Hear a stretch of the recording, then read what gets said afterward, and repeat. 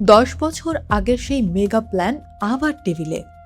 চীন চাইছে কক্সবাজার থেকে সোজা কুনমিং পর্যন্ত অর্থনৈতিক করিডোর।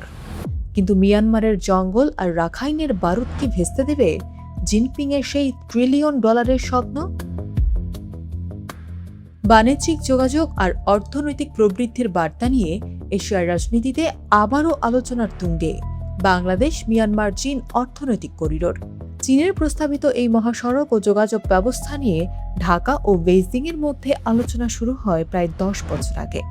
তবে প্রধানমন্ত্রীর সাম্প্রতিক চীন সফরে এটি আবারও জোরে সোরে আলোচনার টেবিলে উঠে আসে।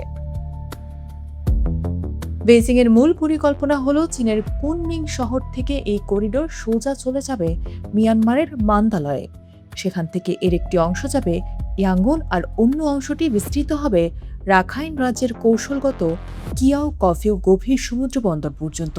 এরপর এই রাখাইন থেকে সড়ক, রেল ও সমুদ্র পথে করিডোরটি সরাসরি যুক্ত হবে বাংলাদেশের কক্সবাজার ও চট্টগ্রামের সঙ্গে।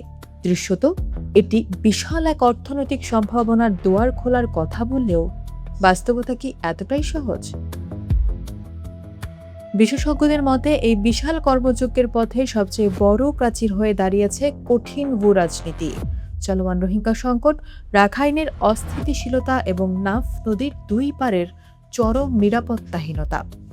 প্রায় প্রতিদিনই বাংলাদেশ মিয়ানমার সীমান্তে জব্দ হচ্ছে অবৈধ অস্ত্র ও মাদকের চালান।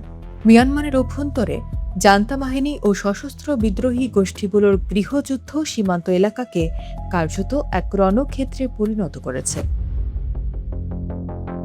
এ বিষয়ে নিরাপত্তা বিশ্লেষক আ.ন.ম মনিরুজ্জামান স্পষ্ট সতর্কবার্তা দিয়েছেন। তার মতে, মিয়ানমারের অভ্যন্তরীণ স্থিতিশীলতা এবং রোহিঙ্গা সংকটের স্থায়ী সমাধান ছাড়া চীনের এই অর্থনৈতিক করিডোর বাস্তবায়ন প্রায় অসম্ভব। এই মৌলিক ইস্যুগুলোর মীমাংসা না হলে বাংলাদেশ এই করিডোর থেকে কোনো সুফলই পাবে না। তাহলে বাংলাদেশ সরকারের অবস্থান কি? পররাষ্ট্র প্রতিমন্ত্রী শামা ওবায়দ জানিয়েছেন, সার্বিক নিরাপত্তা ও ভূরাজনৈতিক দিকগুলো আমল দিয়েই কাজ করছে সরকার। চীনের অন্যান্য আন্তর্জাতিক উদ্বেগগুলো মূল্যায়নের ভিত্তিতেই এই করিডোর নিয়ে চূড়ান্ত সিদ্ধান্ত নেওয়া হবে। বর্তমানে এশিয়া ও ইউরোপের প্রায় 40টি দেশের সঙ্গে চীনের বিভিন্ন অর্থনৈতিক করিডোর রয়েছে।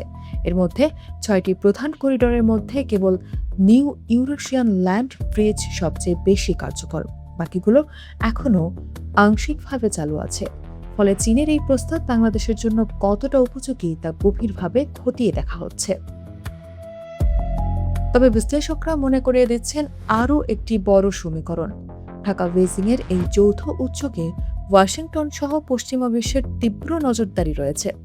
ভুল এক পদক্ষেপেই তৈরি হতে পারে বড় ধরনের কূটনৈতিক চাপ।